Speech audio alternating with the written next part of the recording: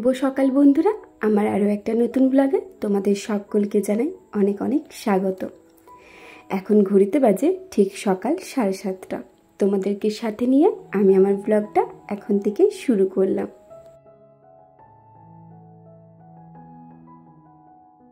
রোদটা উঠলেও কিন্তু ওয়েদারটা বেশ ঠান্ডা ছিল, তো আমি ছাদে চলে এসেছি।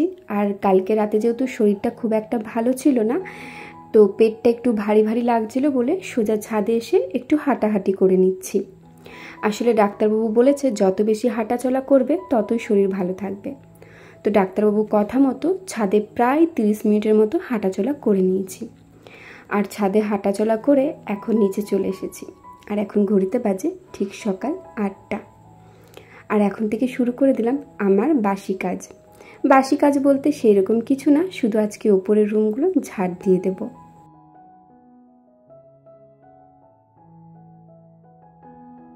কালকে যে গ্রহণ সম্পর্কে আমি ব্লগটা আপলোড করেছিলাম, তো সেখানে একজন বলেছিলে, দিদিভাই তুমি বলোনি যে সকালে না বিকেলে। আমি সেটা উল্লেখ করিনি, তার কারণ হচ্ছে অনেকেই তো জানো চন্দ্রগ্রহণ মানে সেটা বিকেলে লাগছে, মানে সন্ধ্যের দিকে, আর সূর্যগ্রহণ মানে সকালের দিকে। আমি কিন্তু উল্লেখ করেছিলাম যে চন্দ্রগ্রহণ ডেটটা উল্লেখ করেছিলাম আর টাইমটা। তো সেখানে সকালে না বিকেলে বলার তো কোনো প্রশ্নই আসে না। তোমরা নিজেরাই একটু বুঝে নিও যে চন্দ্রগ্রহণ মানে সেটা বিকেল দিকে লাগছে আর সূর্যগ্রহণ মানে সেটা সকাল দিকে লাগছে। তো এখানে বলার তো কোনো আর কথা আসে না। তো সেখানে 1-2জন কমেন্ট করেছো যে দিদিভাই এর পালন কি। তো পালন বলতে সেই রকম কিছু না, বাড়ির বড়দেরকে একবার জিজ্ঞেস করে নেবে, তারা হয়তো একটু বেশিই জানবে। আর তাছাড়া পালন বলতে সেদিনটা বলে নাকি কোনো কাটাকাটি করতে নেই। কাটাকাটি বলতে এই যেমন ধরো সবজি কাটা, এই সব জিনিসগুলো করতে নেই। তারপরে যখন গ্রহণ লেগে যাবে, গ্রহণ মানে চলাকালীন তোমার কোনো জায়গায় খোঁটাখুটি চলবে না, চুলকানি চলবে না। তারপরে গ্রহণ যখনই আর কি লেগে যাবে চুপটি করে বসে থাকতে হবে। চাইলে তুমি হাঁটাচলা করতে পারো, হাত মুঠো করা চলবে না, পা ব্যান্ড করা চলবে না, সোজাভাবে রাখবে। এই কিছু নিয়ম, বিশেষ কিছু না। আর তাছাড়া গ্রহণ চলাকালীন কিন্তু খাবার খাওয়া একদমই চলবে না। জল খেতে পারো, যদি থাকতে একদমই না পারো তাহলে অবশ্যই জলটা খেও, কারণ নিজের শরীরকে আগে ভালো রাখতে হবে। আর নিজের শরীরে যদি ভালো না থাকে তাহলে আর কী করে গ্রহণ পালা হবে। তো সবটাই জেনে শুনে বুঝেই করবে। আর তাছাড়া আমি একটা কথা বলবো, আমার একটু পেছনের ভিডিওগুলো দেখলে তোমরা দেবে গ্রহণ সম্পর্কে কিন্তু আমি আলোচনা করেছি। তো সেই ভিডিওটা প্লিজ তোমরা দেখে এসো, তাহলেই বুঝতে পেরে যাবে। আর তাছাড়া বাড়ির যদি বড় কেউ থাকে, যেমন ঠাকুমা, দিদা, তারপরে মা, জেঠিমা, কাকিমা, তাদেরকে একবার জিজ্ঞেস করে নেবে। আমার মনে হয় তারা একটু বেশি ভালো বলতে পারবে।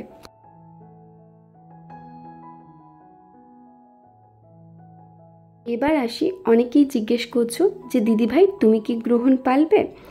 না, আমি গ্রহণ পালবো না। তার কারণ হচ্ছে ডাক্তারবাবু আমাকে ডেলিভারির ডেট দিয়েছে 31শে আগস্ট, আর এই বছরে প্রথম গ্রহণটা লাগছে 18ই সেপ্টেম্বর।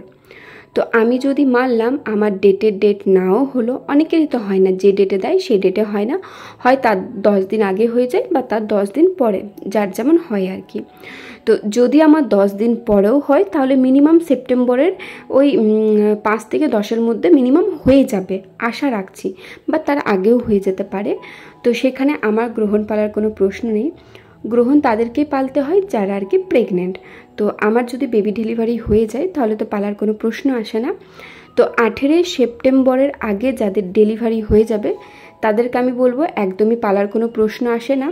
আর যাদের 18 সেপ্টেম্বরের আগে ডেলিভারি হচ্ছে না, আর 18 সেপ্টেম্বর পরেও যারা প্রেগনেন্ট থাকছো, তাদেরকে আমি বলবো এই গ্রহণটা অবশ্যই পালন করো।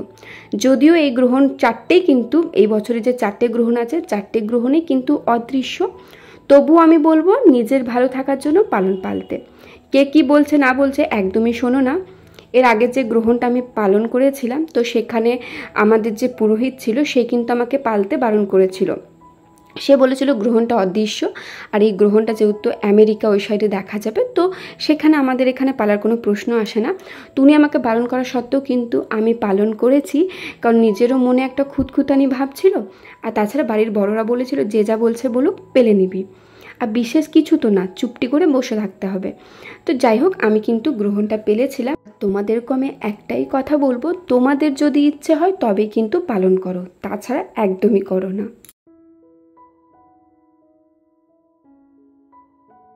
তো এই ব্লগটা হচ্ছে আমার 2রা জুন রবিবার, সেদিন ছিল লোকনাথ বাবার তিরোধাম দিবস। তো এই লোকনাথ বাবার তিরোধাম দিবস উপলক্ষে আমার বাবার বাড়িতে কিন্তু বেশ ধুমধাম করে পুজো হয়। সেখানে অনেক মানুষের খাবার দাবারের আয়োজন করা হয়। কিন্তু এখন যেহেতু আমি প্রেগনেন্ট আছি, এই অবস্থায় আমার বাবার বাড়ি যাওয়াটা একদমই সম্ভব নয়।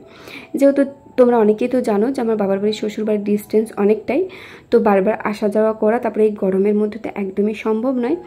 আর প্রত্যেক বছর জানো তো এই লোকনাথ বাবার তিরোধাম দিবস উপলক্ষে আমি উপোস করি।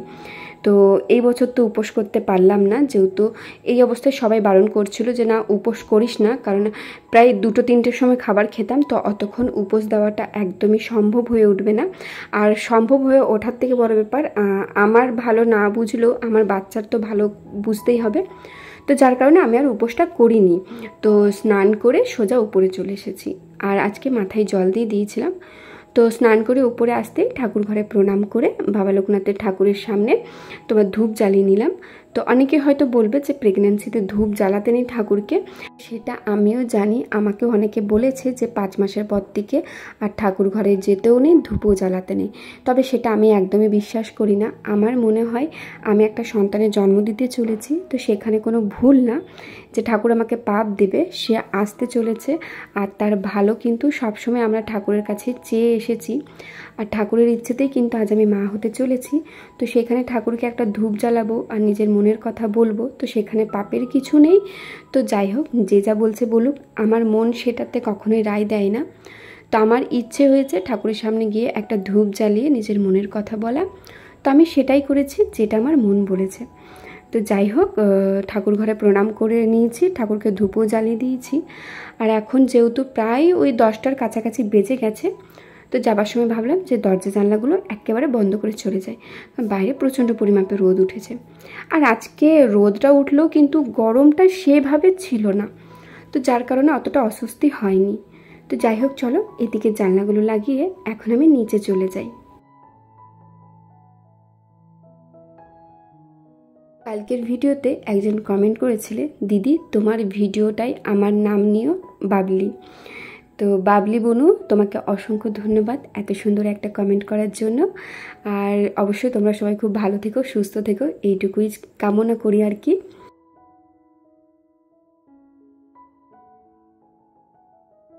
অনেকেই কমেন্ট করেছো কালকের ভিডিওতে যে তোমাদের লাভ ম্যারেজ না অ্যারেঞ্জ ম্যারেজ, সেটা অবশ্যই অনেকে জানতে চেয়েছো।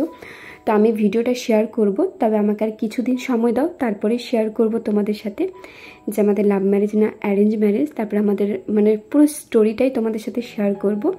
তার জন্য আমাকে একটু সময় দাও, আমি কিছুদিনের মধ্যে তোমাদের সাথে সেই ভিডিওটা শেয়ার করব।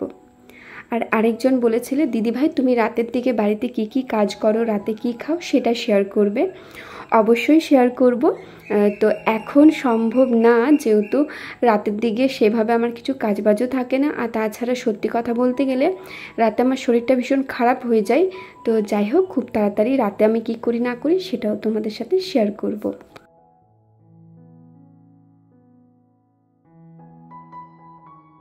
আমাকে একজন বলেছিলে যে দিদিভাই তুমি স্নান করে একদমই সঙ্গে সঙ্গে এসে জলটা খেও না, একটু চিনি খেও। তো আমি কিন্তু প্রত্যেক দিন স্নান করে এসে একটু চিনি খেয়ে নিই, তারপরে জলটা খাই। কিন্তু তোমাদের সাথে সেটা শেয়ার করে হয়ে ওঠেনি।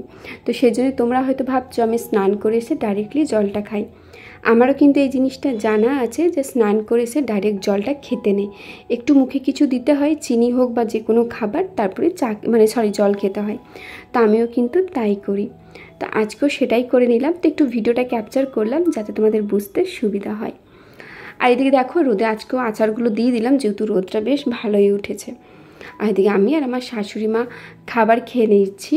তো এদিকে শাশুড়ি মা বসে আছে আর এদিকে আমি বসে আছি। আমার খাবার খাওয়া হয়ে গেছে, আমি অপেক্ষা করছিলাম শাশুড়ি মার কখন খাবার খাওয়া হবে। আর আমরা দুজন কিন্তু সবসময় একসাথেই খাবার খাই।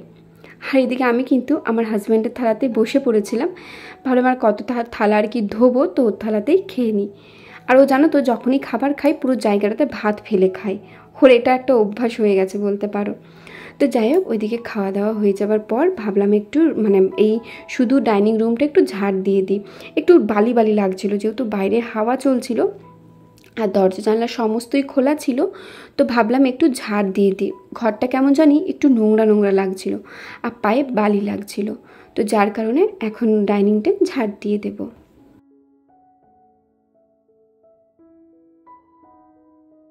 তো বন্ধুরা, আমার ভিডিওগুলো তোমাদের কেমন লাগছে অবশ্যই একটা মিষ্টি কমেন্ট করে জানিও।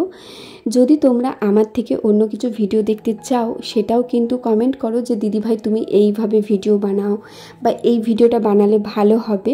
তো অবশ্যই কিন্তু আমাকে কমেন্ট করো, তাহলে আমি চেষ্টা করব তোমাদের কথা মতো ভিডিও করার।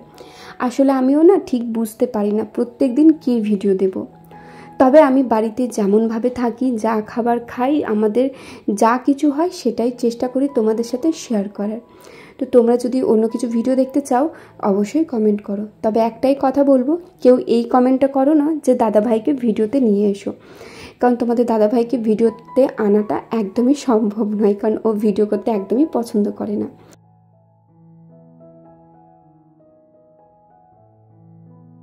এদিকে আমার শাশুড়ি মা আজকে 3টে নারকেল ফাটিয়েছে। তো নারকেলের জলটা খেতে আমি ভীষণ ভালোবাসি। তো দেখো শাশুড়ি মা আমাকে জলটা দিয়ে দিয়েছে, বলছে যা তুই খেয়ে নে। তো বেশি ছিল না, ওই হাফ কাপের মতো হয়েছিল। তো আমি চা ছাঁকনি দিয়ে একটু ছেঁকে নিলাম, যাতে ওই যে নারকেলের গুঁড়ো গুঁড়ো পড়েছিল সেগুলো যাতে চলে যায়। আর নারকেলের জল খেতে বলো আমার খুবই ভালো লাগে। ডাবের জলটা আমার খুব একটা ভালো লাগে না, যেহেতু ডাবের জলটা একটু কষা কষা টাইপের লাগে, তবে নারকেলের জলটা খুবই ভালো লাগে। আর প্রেগনেন্সিতে বলে নাকি নারকেল খাওয়াটা খুবই ভালো। তো যেহেতু শাশুড়িমা নারকেল কাটছিল, তো আমি বললাম দাও আমি একটু খাবো। আমি কিন্তু নারকেল খেতে একদমই পছন্দ করি না, তবে বলে প্রেগনেন্সিতে নারকেল খাওয়া ভালো, তাই ভাবলাম একটু খেয়েই নিই। ঘরে তো সবসময় নারকেল আনা হয় না, যখন আনা হয়েছে তখনই খেয়ে নিই। তো এদিকে আমি নারকেল খাচ্ছিলাম, আর ওইদিকে আমার শাশুড়িমা নারকেলগুলো কুড়ে নিচ্ছিল, যেহেতু আজকে নারকেল নাড়ু হবে।